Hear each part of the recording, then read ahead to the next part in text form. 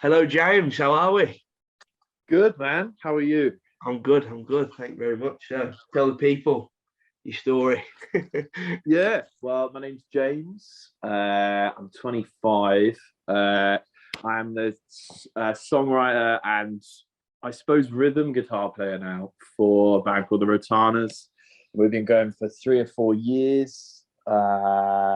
We've had a lot of trials and tribulations, a lot of fun adventures together. We've toured the country, released songs online, played major festivals. But then also on the other side of that, at the moment, I'm doing pop songwriting. So at the moment, I'm working on writing and becoming a top liner for pop artists. As a result of being spotted from the Rotanas, actually. So I've been involved in the music industry for about maybe 7, 8 years. I've been playing guitar for about 20 years. And yeah, without going into too much detail about any individual thing, that's pretty much the broad scope of who I am and what I do within the industry. That's brilliant. So music is clearly a big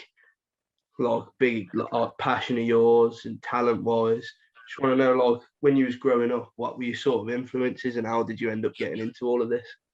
Well, I actually remember the actual point that I decided that I wanted to learn the guitar and get involved with bands and stuff. A lot of people won't be able to tell you that, but I remember it really vividly, clearly in my mind, because I had this teacher in year 2 when I was about 5, like a tiny little nipper. And he was this guy called Mr. Jones, and he was no word of a lie. He was about 6'7", and he was really tall, really skinny, and he had like shocking ginger hair, and he had like a ponytail. Like, I'm not talking a man bun. I'm talking like a retro, like 90s footballer ponytail. And he had these like round, like horn-rimmed glasses. And on a Friday, at the end of every day, like in the last lesson, he'd write the lyrics to a Beatles song on the whiteboard. And I remember one day him writing the lyrics to When I'm 64 on the board, and he whipped out this like red acoustic guitar. It's called a Hummingbird, and it had like these like depictions of birds on the body and on the scratch plate on the neck. And I witnessed him sort of fumble his way through When I'm 64, and he tried to get the whole class singing along. And I remember not singing because I was a really weird little child. But I remember going home to my mom and sort of saying, like, I want to learn the guitar. I remember just being sort of enthralled by it. I didn't really know what it was. I didn't really know what its purpose was, but it made a hell of a racket. And I knew from the moment that I witnessed that I wanted to be a musician and be involved in a band. And that's all I've ever known. That's all I've ever wanted to do since that point. I've never even entertained any other career idea in my mind at all. Like, I only like work in my job now just to pay my rent. Being in a band has always been number one for me. And it was ever since that point. So that was the first moment. And then from there, I like subscribed to like guitar magazines and taught myself and had a few lessons here and there. And I actually learned originally by playing blues. So I learned a lot of Jimmy stuff, Stevie Ray Vaughan, all that kind of stuff. And like a lot of my teenage years were just spent playing guitar. Didn't really go out much. I remember just getting home from school and playing guitar until I went to bed, really, until I discovered booze and women. But yeah, that's my earliest memory, and that is the point that I remember wanting to be a musician and wanting to learn the guitar. That's really interesting. Really interesting that you can still pinpoint that particular memory today. And it really helps that he was such a weird looking guy, because I can still see him in my mind to this day. Like, I can still see his tall, lanky frame, and he like had really long strides as well, striding around the school. I remember really vividly. I'm sure he'll be very. I'm sure he'll be very proud to know that he's influenced you so heavily. Yeah.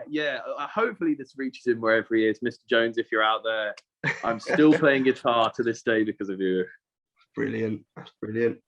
Just wondering, obviously, speaking about like starting when you were like 5 years old on the guitar, and then developing, like starting playing like the blues, obviously, like you said, and Yeah. then so obviously the band formed in and around when you went to university, wasn't it? Yeah. So I was in bands as a teenager at school, but when you're like 14, like you're sort of convinced when you're 14 that you're going to be world famous at 14, but you're not. No. Do you know what I mean? All the time you spend learning about music at that age is just sort of, you're just learning the ropes, really. So I remember when I was a kid, I grew up in Wales, which is about 45 minutes south of Bristol. And I'd go up at 14 and I'd form these bands at school, and I'd like gig in venues around Bristol. So I played in the Fleece and Louisiana and all this kind of stuff. And then when I went to uni, that was where it actually really started kicking off, because you're an adult then. And like, I wasn't even old enough to play in some venues when I was at school. But when I went to uni, I was a full grown man living on my own. And then I could really sort of focus on being a musician in a lot more of a serious way. But it all formed because I moved to Cardiff for uni. We've tried to leave that out of interviews before because it sounds really lame. But the truth is that we met at uni. And I lived next door in halls in that big tower block in Cardiff. I went to University of South Wales. And in my university halls, I lived next door to Alec, who ended up being our bass player. And I remember saying to him that I wanted to start a band. And I remember us being sat at the back of the room in lectures trying to choose a drummer and trying to scout out potential members for our band. And we ended up choosing our drummer, Dave. And then I remember meeting Harry because he used to come down to our floor a lot for pre-drinks. And I remember the first thing I thought about him was, I remember looking at him going, oh, he's a good-looking lad. He's a good-looking boy. And I remember looking at him thinking, he'd be a good front man in a band. I wonder if he can sing. And he's confident as well. He held himself well. He looked good. He was everything he needed to be a front man, but I just needed to double check that he could sing and tune. So we went out for a few nights out, and he'd sing along to like Brian Storm or whatever comes on at your traditional indie sort of club. And he could hold a tune. And he was pretty good. He's a natural musician, actually. He's got a great sense of rhythm. And I remember saying to him, right, you look good, you're confident, you can sing, you're going to be the front man in my band if you want to do it. And him being the guy that he was, seized the opportunity with both hands. He went, yeah, let's do it. Jumped in 2 foot. Yeah, he didn't he dived straight in. Like, he was well up for it from the word go. Like, he never held back. There was never a sense of any apprehension from any of them, really. And it all came together very quickly as a result of that, just scouting out the right people and like figuring out who you want the members of that band to be based on how you get along with people. And Freshers Week at uni was a really good way to do that, because you spend the whole week just getting to know people and like going out and seeing how you bond with different people. So it was actually the perfect opportunity to scout out my next musical project. Not saying I'm the boss or anything, but that was how it began, you know. That's very interesting. Would you say, like, if people are listening out there and they're in that sort of situation, like they've got a passion for music, they've got talent, but they want to go into a band, how would you say the best way of doing it is just going straight in? I would say the best way to do it is no, isn't it? Yeah, but also make connections in person, because I think, because social media is so prevalent at the moment, I think it encourages people to do a lot of networking they do online, and to, you know, message people and reply to people's stories and things via Instagram and whatnot. And that's great, and that is worth doing. And I do that, networking that way to this day. But if you're starting out, I think there's nothing more impactful than actually meeting someone and shaking their hand in person and going to gigs, getting out there, watching bands to see who you're, you know, on a scene with, really, and on a level with, and actually showing your face like in a physical way and not just online, but getting out there and meeting people and having drinks with people and getting stuck in that way. That would be my advice, because I think you form a bond with someone in a lot more of a real way if you meet them in real life. So I guess my advice would be get out there in person, meet people, shake a few hands, have drinks with people, and do it that way, as well as networking online. But there's got to be a bit of both, in my opinion. Yeah, the balance is key. Definitely. just want to, like, obviously we've spoke about you learning the guitar and the passion for that, and we've also mentioned briefly about writing music. When did you start writing music? Has it always been something that's happened? Oh, yeah. It's because I've always wanted to be in a band. I remember the first song I ever wrote. Actually, I was about 14. I used to be in this band all the way back in the day, in like year 7, year 8, called Attack the Bass. Yeah. And it was supposed to be a play on words because I can't remember exactly why, but it was a fun band at the time, but we were kids really. And that was my first taste of writing music. The first song I ever wrote was a song called Let It Roll. And I remember how it goes to this day. I won't give you a rendition because it was really shit. But it, like, the things about writing a song, the hard bit about it is finding out how, like, what the best method is for you, because I think everyone writes in a different way.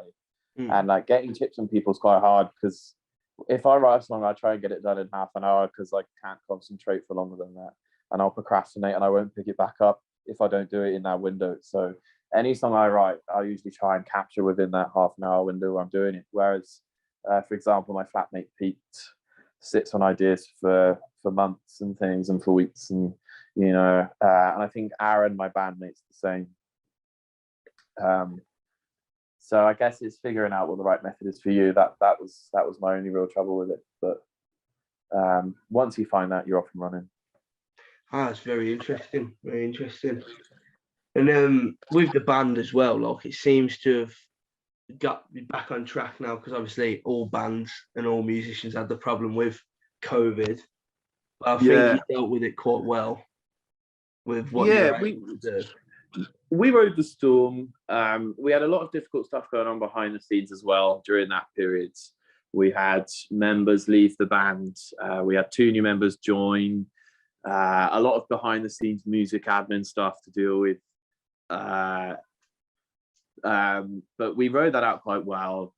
And I think not doing it, obviously just increases your appreciation for it. And also, I sort of think that as a result of going through that experience, I think that during that period, there was everything possible thrown at us to sort of finish the band, really. No gigs, fallings out, all this kinds of stuff. But we rode it out, and I actually think we're in the best position that we've been in a long time. And we're a better band having come out the other side of that. So I think in my mind, the band will never die now, because if we weren't killed by that, we won't be killed by anything.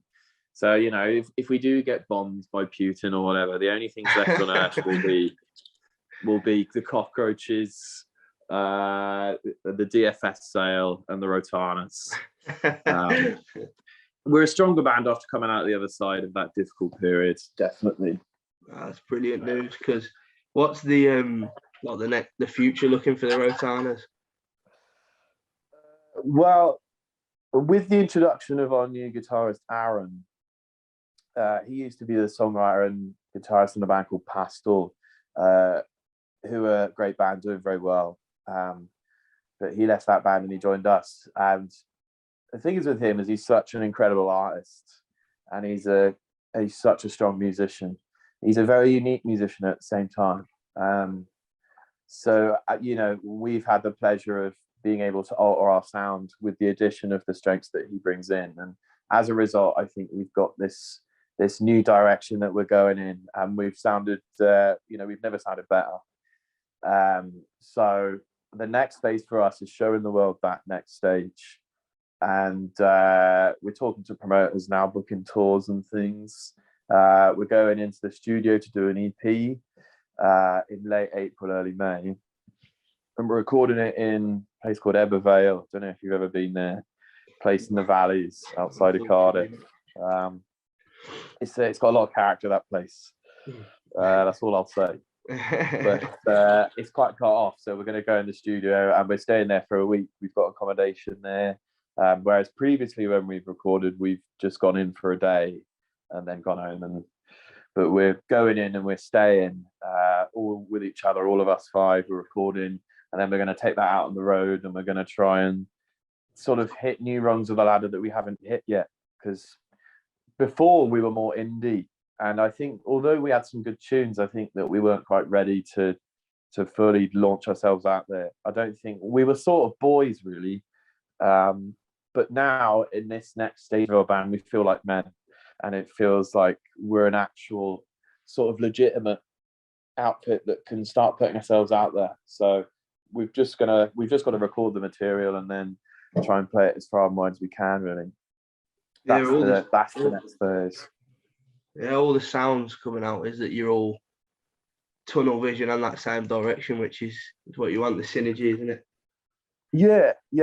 And I think the thing is we all buy into it as well, and we all back it, because I know that sometimes in bands, different members have different ideas of where the band should go and where they think the band should go, and that's a lot. I think that's sort of how a lot of bands crumble, really, is those differences. But we all unite on this new direction, and we're all backing it, and we're all excited to show the world, and that makes such a difference that we all agree on it, because it just solidifies that unity that you need to push on, I think. So it makes a difference. That's brilliant. Yeah. Well, James, it's been brilliant speaking to you, and I appreciate you coming on. Yeah, no worries, man. Anytime.